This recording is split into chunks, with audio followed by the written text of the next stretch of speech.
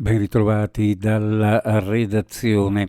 Parere favorevole del Comitato di Ordine e Sicurezza Pubblica riunitosi in prefettura sul progetto del Comune di Udine per riportare le guardie giurate sugli autobus cittadini e questa la novità su alcune corriere extraurbane, in particolare sulle linee che conducono a Grado e a Lignano, ma anche lungo le tratte che collegano il capoluogo friulano con San Daniele e Tolmezzo.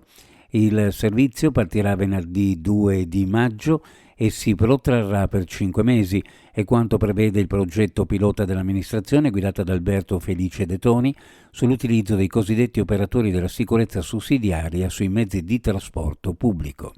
Sporcizia dappertutto e condizioni igienico-sanitarie inaccettabili in un'area frequentata ogni giorno da bambini e genitori, oltre che da utenti dell'ospedale poco distante. Diversi residenti della zona di Via Cavalli hanno denunciato a Trieste, con tanto di invio di una PEC al comune, a Sugi e a Cegas, la situazione di degrado urbano costante che comprometterebbe quotidianamente la vivibilità della zona. L'area, scrivono i residenti, pur essendo centrale e intensamente frequentata da residenti, studenti, turisti, utenti dell'ospedale e famiglie, versa in condizioni igienico-sanitarie critiche.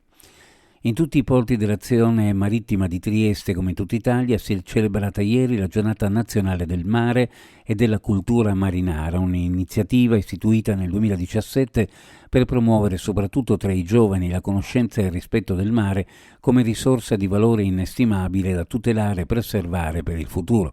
La Capitaneria di Porto di Trieste, con Lega Navale Italiana, sezione di Trieste, ha organizzato una conferenza sul tema della sicurezza in mare e della navigazione da diporto, cui è seguita una parte dimostrativa in acqua volta al corretto impiego dei mezzi di segnalazione e salvataggio.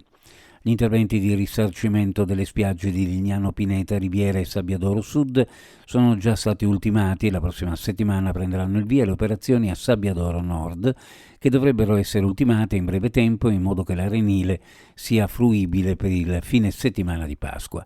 Lo ha annunciato l'assessore regionale all'ambiente, evidenziando che sono stati movimentati complessivamente 52.000 metri cubi di materiali derivanti in gran parte dai dragaggi effettuati sul canale di Lignano.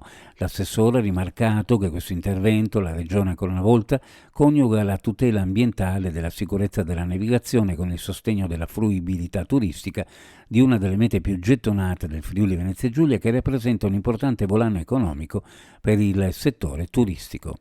Uno sguardo alle previsioni meteorologiche. Oggi cielo in genere poco nuvoloso, dal pomeriggio graduale aumento della nuvolosità sulla regione, marcate inversioni termiche notturne con zero termico a 3.000 metri circa, venti di brezza.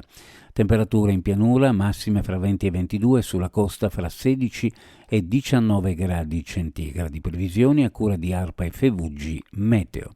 Ed è tutto per il momento con l'informazione, grazie per averci seguito, alla prossima edizione.